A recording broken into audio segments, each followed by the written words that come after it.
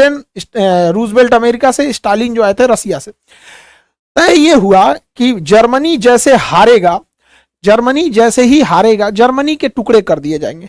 एक हिस्सा जर्मनी का ले जाएगा रसिया, एक हिस्सा ले जाएगा फ्रांस, एक हिस्सा ले जाएगा ब्रिटेन और एक हिस्सा ले जाएगा अमेरिका। यानी देखिए जर्मनी के 4 टुकड़े कर दिए जाएंगे। ये अंग्रेजों का इतिहास है, जहां भी गए हैं वहां टुकड़ा टुकड़ा करके गए हैं। हम लोग को देखिए इंडिया को बांग्लादेश, म्यांमार, भारत, पाकिस्तान, अफगानिस्तान धज्जी उड़ा के चल गया सब।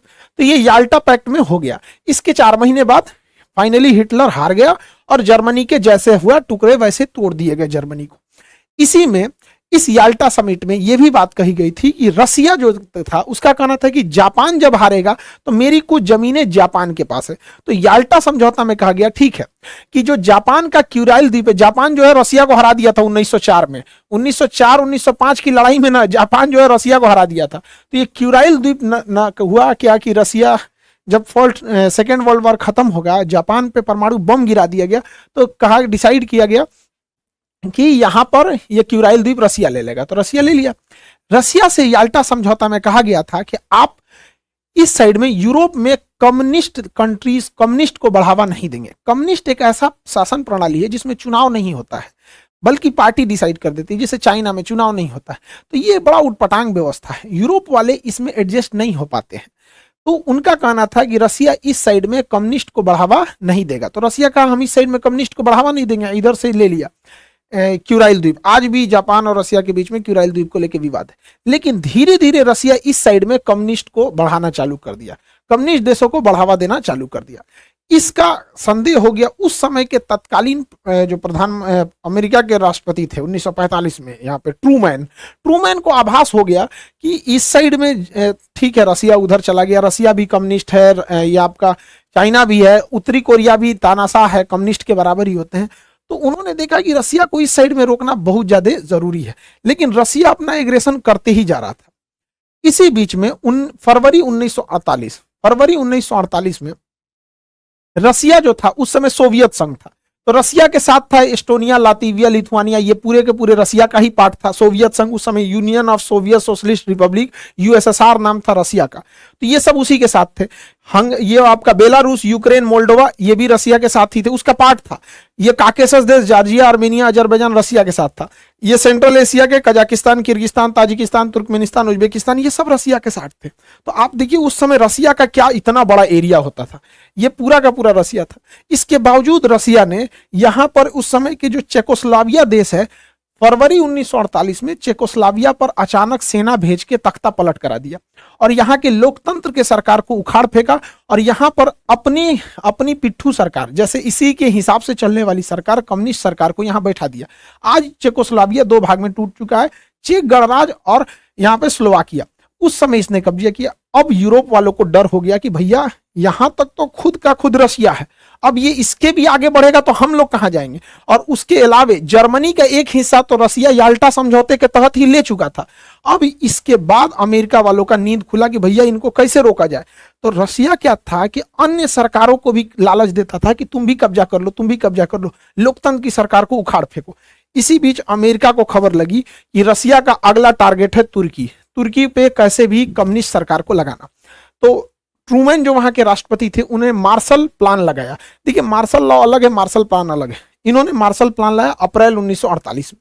इसके तहत जो देशों पे रसिया अपना प्रभाव जमा रहा है कि तुम लोकतंत्र छोड़ के कम्युनिस्ट आ जाओ, वहां पर ये लोग क्या करते थे, मार्शल प्लान के तहत पैसे देते थे ताकि वो रसिया के फेवर में ना जाए। तो तुर्की और साइप्रस को कैसे भी ये पैसे उसे दे के अपने फेवर में लाए, वरना तुर्की भी हो चुका था कम्युनिस्ट देश। रसिया यूरोप की ओर बढ़ते जा रहा था। रीजन क्या है, रसिया का एक क्षेत्रफल खुद का रसिया इतना बड़ा था, इसके अलावे रसिया के साथ सेंट्रल एशिया यूएसएसआर का हिस्सा था, काकेशस यूएसएसआर का हिस्सा था, ये बाल्टिक देश यूएसएसआर के हिस्सा थे सब, ये उस समय बेलारूस, यूक्रेन ये सब उस समय रूस का ही पार्ट हुआ करता था, इतना बड़ा। इसके अलावे अब रसिया एंट्री करना चालू किया। तब इन्होंने क्या किया, 4 अप्रैल 1949 को नाटो सेना का गठन किया। जिस समय गठन हुआ उस समय 12 देश थे, वर्तमान में इसमें 31 देश हो चुके हैं। नॉर्थ अटलांटिक ट्रीटी ऑर्गेनाइजेशन, इस संगठन के टोटल 14 अनुच्छेद हैं, 14 आर्टिकल हैं। 14 आर्टिकल में कहा गया है कि इसके देश कैसे कैसे काम करेंगे। इसका 5वां आर्टिकल सबसे खतरनाक है कि इन वर्तमान में जो 31 देश हैं, अगर इस 31 देश में कोई बाहरी देश 31 आपस में मार करे तो कोई दिक्कत नहीं है, ये किसी को मारे तो कोई दिक्कत नहीं है, लेकिन अगर कोई दूसरा देश इनके ऊपर हमला करेगा तो ये 31 मिल के मारेंगे उसको। ये इसका कानून है। इसका मुख्य उद्देश्य क्या था कि रसिया को इस साइड में यूरोप की ओर से चढ़ने से बचाया जाए, वरना ये धीरे धीरे रसिया इधर आ गया था। तो अब आपको तो समझ में आ रहा होगा ना कि नाटो का निर्माण ही हुआ था रसिया के एग्रेशन को रोका जाए, वरना रसिया बहुत तेजी से एक्सपेंड कर रहा था और हर जगह कम्युनिस्ट फैलाते जा रहा था। तो नाटो का गठन 1949 में हो गया। ये एक सैन्य संगठन था। अब रसिया को चारों ओर से रोकना था, तो रसिया को सेंट्रल एशिया से रोकने के लिए, ईस्ट एशिया से रोकने के लिए सेटो बनाया गया, South East Asian Treaty Organisation, SEATO 1954 में बनाया गया। इसको हथियार सेटो में मुख्य रूप से किसे शामिल किया गया, तो थाईलैंड को और इधर से फिलीपीन को, और नीचे में ऑस्ट्रेलिया और न्यूजीलैंड, ताकि इधर से ये लोग अमेरिका के फेवर में रहे। और इन्हें हथियार कौन दे रहा था, अमेरिका, ब्रिटेन, फ्रांस।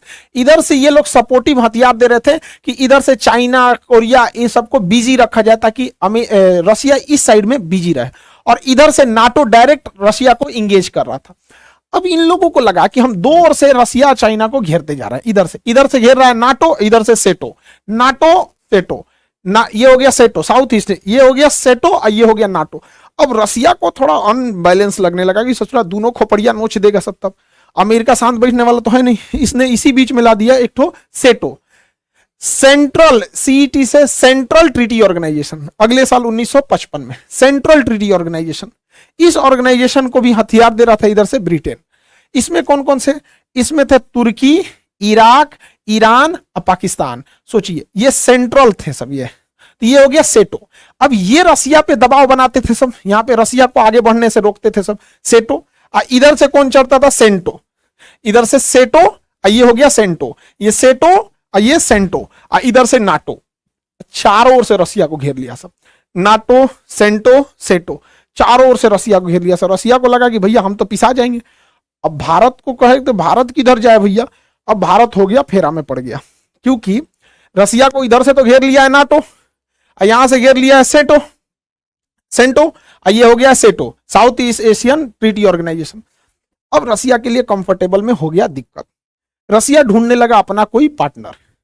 इस बीच जो भी रसिया के फेवर में जाता था, अमेरिका उसके आंगा लगाता था। अब इस कंडीशन में इंडिया कंफ्यूज हो गया, इंडिया किधर से जाए, क्योंकि अगर नाटो ज्वाइन करता है इंडिया तो रसिया नाराज, सेंटो में भी रसिया नाराज, सेटो में भी रसिया नाराज, और रसिया हमारा बहुत जरूरी मित्र है वहां पे, क्योंकि पास में है यहाँ पे रसिया, कभी भी हम लोग के विकट परिस्थिति में रसिया ही काम आएगा यहाँ पे। तो हम लोगों ने क्या किया, उस समय जवाहरलाल नेहरू जो थे बड़ी समझदारी का काम किए। 1961 में इन्होंने कहा कि अमेरिका के फेवर वाली दुनिया को कहा जाता था पहली दुनिया, और रूस के फेवर वाले को कहा जाता था दूसरी दुनिया। तो जवाहरलाल नेहरू ने कहा कि अब हम लोग ना अमेरिका के फेवर में है ना रशिया के फेवर में, हम लोग तीसरी दुनिया के हैं। तो इसे तीसरी दुनिया या दक्षिणी दुनिया कहा जाता था। हालांकि इसका ऑफिशियल नाम था non aliasing movement, non aliasing movement, shortcut में नाम गुट निरपेक्ष, हम किसी भी गुट में नहीं रहेंगे। इसमें गुट निरपेक्ष में 4-5 लोग का नाम बहुत महत्वपूर्ण है। इसमें एक इंडोनेशिया का अहमद सुकार्नो थे, भारत से जवाहरलाल नेहरू, मिस्र के कर्नल नासिर और यूगोस्लाविया से जो थे मार्शल टीटो थे। ये लोगों का बहुत महत्वपूर्ण योगदान था कि हम किसी भी गुट में नहीं रहेंगे, और ये जरूरी भी था गुट में न रहना। रीजन क्या है, गुट में से बहुत लॉस हुआ था। सेंटो में ईरान था अमेरिका के साथ, सेंटो में इराक था अमेरिका के साथ। देखिए वही अमेरिका ने इराक को उड़ा दिया, तबाह कर दिया। वही अमेरिका ने ईरान के पीछे पड़ा हुआ है, जबकि एक समय था सेंटो की गठन अमेरिका ही नहीं किया था, इन लोगों को अपने साथ मिलकर की रसिया को बर्बाद करना है यहाँ पे।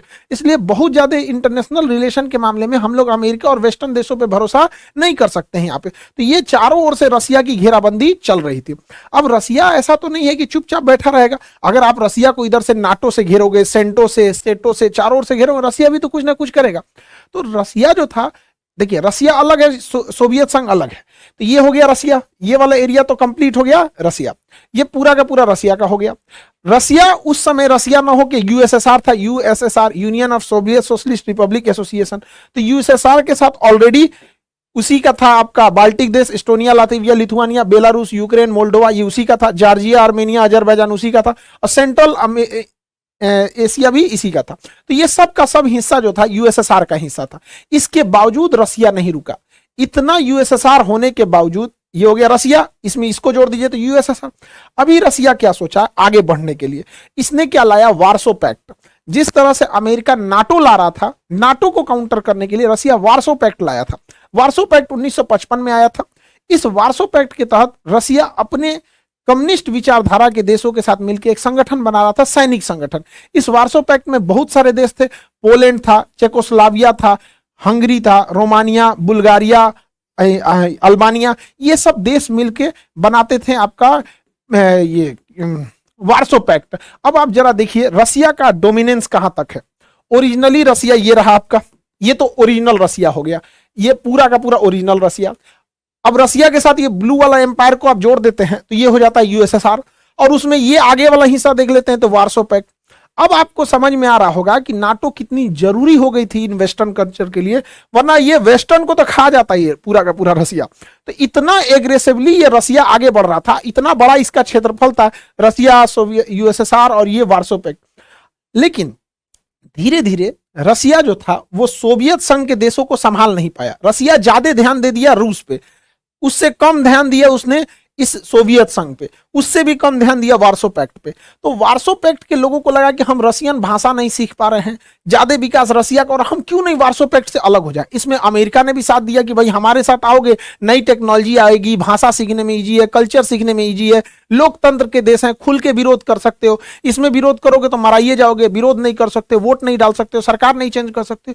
तो वार्सो पैक्ट के लोगों को भी लगा कि भैया अब वार्सो पैक्ट में फायदा नहीं है, और यूएसएसआर को भी लग रहा था। तो इसका मतलब रसिया के दो जो फ्रंट लाइन थे ये हटने वाले थे यहां से, और इसमें अमेरिका कामयाब हो गया यहां से। इधर से नाटो इस पे प्रेशर लगा रहा था कि भैया तुम लोग वार्सो पैक्ट छोड़ो, इधर से सेंटो इस पे प्रेशर लगा रहा था कि तुम लोग इसको छोड़ो, और इधर रसिया का दिमाग उलझा के सेटो लगाया हुआ था, सेटो। इससे रसिया चारों ओर से उलझ गया और उसकी इकोनॉमी चौपट होने लगी, और गैर्बाचोव वहां के जो राष्ट्रपति आए उसने पूरे रसिया को ही डुबा दिया। धीरे धीरे रसिया कमजोर होते गया, रसिया कमजोर हुआ तो सोवियत संघ कमजोर हुआ, और वार्सो पैक्ट के ये जो देश थे ये भी कमजोर होते गए। उधर नाटो दिन प्रतिदिन शक्तिशाली होते जा रहा था। 1989 का जो दशक आया, 1989, यह बहुत खतरनाक था रसिया के लिए।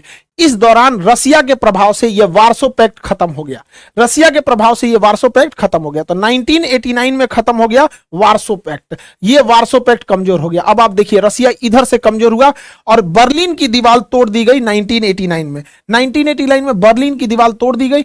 अब धीरे धीरे यूएसएसआर समेटते गया। दूसरा झटका क्या लगा यहां पर, यह वार्सो पैक्ट टूट गया, सारे देश कम्युनिस्ट छोड़ के धीरे धीरे वहां पर लोकतंत्र आने लगा, क्योंकि लोकतंत्र में सबको अच्छा लगता है। उसके बाद रसिया के लिए खतरनाक दिन आता है 1991, 1991। फाइनली रसिया के साथ जितने सोवियत संघ के देश थे वो टूटने लगे, सब इधर से टूटे, सब लातविया, इस्टोनिया, लातविया, लिथुआनिया, ये तीनों देश के लोग हाथ पकड़ के एक साथ खड़े हो गए थे, गाना गाते थे लोग, 3 देश तक लाइन लगाया था, सब सिंगिंग रिवॉल्यूशन कहा जाता है, एस्टोनिया, लातविया, लिथुआनिया। ये कहे सब कि हम लोकतंत्र चाहते हैं, रूस के दबाव में नहीं रहेंगे, रूस से अलग होते हैं, हम अपना स्वतंत्र देश बनाते हैं। Estonia, Latvia, Lithuania, Belarus, Ukraine, Moldova, Georgia, Armenia, Azerbaijan, Kazakhstan, Kyrgyzstan, Tajikistan, Turkmenistan, Uzbekistan, ये सब के सब टूट गए सब, और हो गया, बच गया 1991 में इतना छोटा सा रसिया। तो रसिया के साथ इतना कांड हो गया, यहां से हाथ से गया इसका वार्सो पैक्ट, और ये वाला पूरा एरिया गया सोवियत संघ का, बच गया 1991 के बाद ये रसिया। जैसे सोवियत संघ का विघटन हुआ, ये भी नहीं चल सका सेंटो, क्योंकि सेंटो की जरूरत ही खत्म हो गई। अब ये लोग अमेरिका से मांगते थे मदद, अमेरिका देता ही नहीं था। बाद में इराक अमेरिका का दुश्मन बन गया, ईरान अमेरिका का दुश्मन बन गया। एक वक्त था अमेरिका ने इन लोग को हथियार दिया था, पैसे दिया था कि लड़ो, रसिया से बाहर कर दिया। यहां पे भी चाइना का प्रभाव आ गया, सेंटो सेना यहां से भी खत्म हो गई यहां पे, तो सेटो भी खत्म हो गई, सेंटो भी खत्म हो गई। अब बच गया केवल इधर से तो नाटो बच गया, और नाटो अब तेजी से एक्सपेंड करने लगा। रीजन क्या था एक्सपेंड करने का, देखिए 1991 में जब सोवियत संघ टूट चुका था, रसिया वार्सो पैक्ट से भी पीछे हट चुका था, और सोवियत संघ भी बिखर चुका था, तो रसिया यहां तक आ गया था। फिर भी नाटो की जरूरत क्यों लगती है, इसलिए जब 2002 के बाद पुतिन सत्ता में आए तो पुतिन ने वापस उस ग्रेट रसिया की कल्पना किया, और उन्होंने कहा कि यह बिखराव एक बहुत बड़ा ब्लंडर था। तो यूरोपीय देशों को लगा कि ऐसा ना हो कि ये फिर से आगे बढ़ना चालू करें यहां पर, इसलिए दोबारा नाटो का एक्सपेंशन करना जरूरी था और नाटो का प्रसार किया जाने लगा। तो अगर आप देखेंगे तो आपको लगेगा कि भले नाटो एक्सपेंड कर रहा है लेकिन नाटो की मजबूरी है। रसिया इतना एग्रेसिवली बढ़ रहा था कि यूरोप को तो कचल देता वो। इसी बीच 2014 में एक घटना होती है, यही यूक्रेन, इस ससुरा बहुत खचरई कर रहा था। तो यूक्रेन जो था वो कह रहा था कि हम रसिया के प्रभाव से मुक्त होना चाहते हैं और यूरोपीय यूनियन का सदस्य बनना चाहते हैं, ताकि वो इस पूरे देशों में अपना सामान बेच सके, यहां से ज्यादा कनेक्टिविटी हो सके। उस समय पुतिन का कहना था कि रूस के प्रभाव से तुम जा रहे हो यूरोपीय यूनियन में, लेकिन बाद में तुम नाटो में चले जाओगे। और नाटो में जाने का एक लॉस ये है कि नाटो के 31 देश एक दूसरे के सैन्य ठिकानों का यूज कर सकते हैं। अब देखिए, नाटो में जो है 31 देश है, उसमें अमेरिका भी है। अगर यूक्रेन नाटो में चला जाता है तो नाटो सेना के संविधान के अनुच्छेद 5 के तहत कोई भी देश एक दूसरे के सैन्य संगठनों का यूज कर सकता है। तो यूक्रेन की सीमा तक अमेरिका की फौज आ जाएगी। अब बताइए, रूस क्यों ना चिंतित हो कि यूक्रेन अगर चला गया नाटो में तो नाटो की सेना कहां तक आ जाएगी, रूस की सरहद तक आ जाएगी। तो उस समय 2014 में पुतिन ने काफी समझाया था, लेकिन यूक्रेन कहा कि ना, हम जइबे करेंगे यूरोपीय यूनियन में। तो यूक्रेन का एक निचला भाग जिसका नाम क्रीमिया था, 2014 में रसिया ने क्रीमिया पे अधिकार कर लिया और कहा कि यह क्रीमिया रसिया का हो गया। तो ये तो यूरोपीय यूनियन में चले गए और यह साबित सही हुआ। पुतिन ने कहा था कि शुरुआत में ये जा रहे हैं यूरोपीय यूनियन में, बाद में चले जाएगा ये नाटो में, और वही हुआ। जैसे आए 2020 से ही जेलेंस्की, अब इन लोग को लगने लगा कि भैया हमारा देश है, क्रीमिया तुमने कैसे ले लिया, क्रीमिया कैसे ले लिया, हमारा देश है, हम चाहे अपने देश को नाटो में ले जाएं या कहीं ले जाए, हम यूरोपीय यूनियन में आ चुके हैं, अब हमको नाटो का भी सदस्य बनाया जाए। अभी ससुरा सोचिए रहा था कि बनाया जाए कि नहीं बनाया जाए, तब तोड़ मार दिया पुतिन हमला करके यूक्रेन। आज ससुरा तो नहीं, तुम जब सदस्य बनेगा तब ना आर्टिकल 5 लगेगा और बाकी तुमको बचाने आएंगे। अभी कोई इसको बचाने नहीं आ रहा। और यूक्रेन को केवल ऐसे ही हथियार प्रोवाइड कराए जा रहे हैं जिससे यूक्रेन केवल अपनी सुरक्षा कर सके, क्योंकि नाटो और पश्चिमी देश भी यही चाहते हैं कि रूस इसी में उलझा रहे और बाकी ये लोग विकास का काम करते रहें। देखिए, 1 साल से लड़ाई हो रही है, हमारा देश भी बहुत तरक्की कर रहा है। मोदी जी कभी ऑस्ट्रेलिया जा रहे हैं, जापान जा रहे हैं, अमेरिका जा रहे हैं, मिस्र जा रहे हैं, लेकिन जरा रूस को देखिए, 1 साल से उलझा हुआ है। अगर उसको 10 साल ये लोग उलझा देंगे तो रूस बहुत पीछे चला जाएगा। तो ये नाटो वाले भी नहीं चाहते हैं कि यूक्रेन का युद्ध बहुत जल्दी खत्म हो। रूस के लिए सबसे बड़ा सरदर्द क्या हो गया कि वो सोच रहा था कि यूक्रेन नाटो में न जाए, लेकिन यूक्रेन में तो उलझ गया। इसी बीच जैसे रूस ने यूक्रेन पर हमला किया, बाकी के देश डर गए सब। अब फिनलैंड को लगा कि ससुरा कहीं हमको भी रूस मत मार दे, हमको भी रूस मत मार दे। तो फिनलैंड ने कहा कि भैया हमको नाटो ज्वाइन कर लो, क्योंकि अगर हमको रसिया मारेगा तो नाटो का आर्टिकल 15 के तहत बाकी के सारे देश मिलके मारेंगे। फिनलैंड कहा कि हमको भी शामिल करो भैया, यूक्रेन के बाद हमारा नंबर है यहां पर।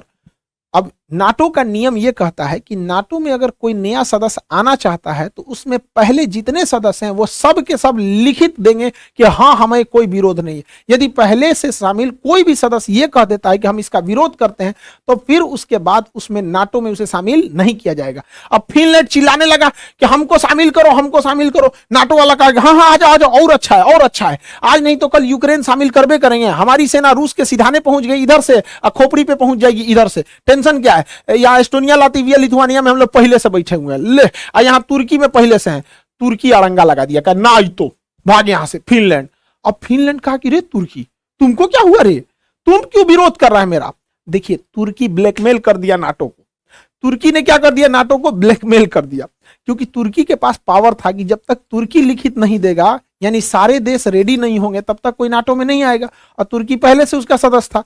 तो ये क्या किया, कहा कि देखो, तुर्की ने रसिया से S-400 मिसाइल खरीदा था, तो इसके खरीदने की वजह से अमेरिका ने इस पे काटसा एक्ट के तहत प्रतिबंध लगा दिया, जिस वजह से इसकी पूरी इकोनॉमी तबाह हो गई यहाँ पे।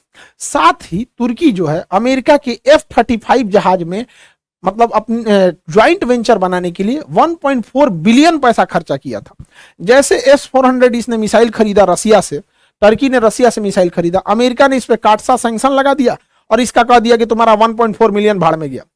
अब ये तैयबुल अर्दोगान क्या कहता है कि हमरा वो पैसा वापस करो, हमसे ही काटसा एक्ट को हटाओ, और सब हटाओगे तब हम फिनलैंड को शामिल करने देंगे, नहीं तो हम फिनलैंड को शामिल नहीं करने देंगे।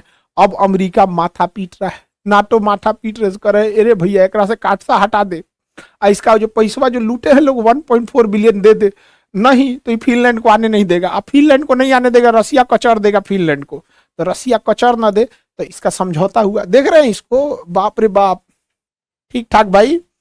देखिए भाई, अमेरिका को कोई चुना लगा के आ गया, बहुत बड़का राजनीतिक आदमी हुआ है। तो ये अपने देश के हैं, तुर्की में जीत गए हैं अभी। तो तुर्की ने फाइनली जब ये सब तुर्की से ये सैंक्शन हटा लिए गए, तुर्की ने कह दिया हाँ फिनलैंड भी आ जाए नाटो में, और नाटो में ससुरा फिनलैंड आ गया। और ये रसिया के लिए सबसे खराब बात है, क्योंकि फिनलैंड जो है वो नाटो के यहां आने से रसिया का सबसे बड़ा लॉस होता है। तो ये कोला प्रायद्वीप पर, ये प्रायद्वीप का नाम है कोला प्रायद्वीप, प्रायद्वीप का नाम है कोला प्रायद्वीप। रसिया में यही एक ऐसा जगह है जो ठंड के दिन में, कोल्ड विंटर सीजन में जमता नहीं है। ज्योग्राफी में हम पढ़ा दिए हैं, यहाँ एक नॉर्वे की गर्म समुद्री जलधारा चलती है जिससे कि वहां का समुद्र बर्फ से जमता नहीं है। तो ठंड के दिन में रसिया का मात्र एक बंदरगाह है, मुर्मुस्क बंदरगाह, जो इस कोला प्रायद्वीप पर है। यूपीएससी में भी क्वेश्चन पूछा था, मुर्मुस्क बंदरगाह क्यों नहीं जमता है, तो नॉर्वे की गर्म जलधारा की वजह से। कोला बंदरगाह, कोला प्रायद्वीप पर मुर्मुस्क बंदरगाह नहीं जमता है। अब जरा देखिए, अमेरिका यहां आके बैठ गया, यूक्रेन में उलझा दिया रसिया को, रसिया उलझ गए यूक्रेन में, अब यहां ले आके बैठ गया यहां पर। अब रसिया का सबसे जरूरी चीज है ये कोला प्रायद्वीप, क्योंकि इसी कोला प्रायद्वीप पे रसिया की नेवी का पूरी बड़ी सी फ्लीट है, यहां इसके पनडुब्बियों का गुप्त स्थान है रखने के लिए। अब ये कोला प्रायद्वीप के पास आके फिनलैंड के बहाने बैठ गया आपका नाटो, नाटो यहां तक आ गया है। रसिया के लिए इससे खराब दिन नहीं हो सकता है, क्योंकि जितनी परमाणु पनडुब्बियां हैं रसिया की, वो इसी कोला प्रायद्वीप पर है। रसिया के जितने बड़े बड़े इंडस्ट्रीज हैं इसी कोला प्रायद्वीप पर है। रसिया के जितने परमाणु बम हैं वो कोला प्रायद्वीप पर है, मिसाइलें कोला प्रायद्वीप पर है, इंडस्ट्रियलाइजेशन, एयरफोर्स, ये सब का सब बहुत बड़ा एरिया कोला प्रायद्वीप पर है। तो सोचिए, रसिया ने तो बहुत बड़ा कीमत चुकाया। रसिया को लगा था कि हम ये यूक्रेन निपटाएंगे, यूक्रेन निपटेला के चक्कर में यूक्रेन तो हुआ नहीं कुछ, ससुरा उल्टे फिनलैंड हाथ से निकल गया और ये कोला प्रायद्वीप पे चला आया। यहाँ पे बहुत बुरा बात है ये इसके लिए, यहाँ पे रसिया के लिए। तो खैर, अब ये विश्व नीति है। अब नाटो यही नहीं रुका, नाटो कहता है नाटो को और बड़ा बनाया जाए, नाटो प्लस। क्या बनाया जाए? नाटो प्लस, मतलब नाटो में और को जोड़ा जाए, नाटो प्लस। नाटो में पहले प्लस में कौन कौन शामिल है? पहले से इजराइल शामिल है, साउथ अफ्रीका, साउथ कोरिया शामिल है, जापान शामिल है, ऑस्ट्रेलिया और न्यूजीलैंड शामिल है, यानी पहले से ही 5 गो देश शामिल है। अब उसका कहना है नाटो प्लस में भारत को भी शामिल किया जाए, भारत को भी शामिल किया जाए। अरे भैया, हमको शामिल नहीं होना है, एस जयशंकर साहब भी मना कर दिए, नहीं शामिल होना है। काहे? क्योंकि नाटो के 14 गो आर्टिकल में से 5वां आर्टिकल कहता है कि अगर इन नाटो के 31 देश में से, नाटो के 31 देश में से किसी पे हमला होगा तो बाकी सब मारने चलेगा। अरे ससुरा, तो नहीं, हम लोग को मार करना ही नहीं है। हाई 31 हर साल कहीं ना कहीं मार कैले रहता है सब, कभी ईरान में उलझेगा, कभी सीरिया में उलझेगा, अफगानिस्तान में उलझेगा। और ससुरा, हम अगर शामिल हो जाएंगे तो पता चला हम लोग भी चलते रहेंगे, चलो भैया कहाँ मार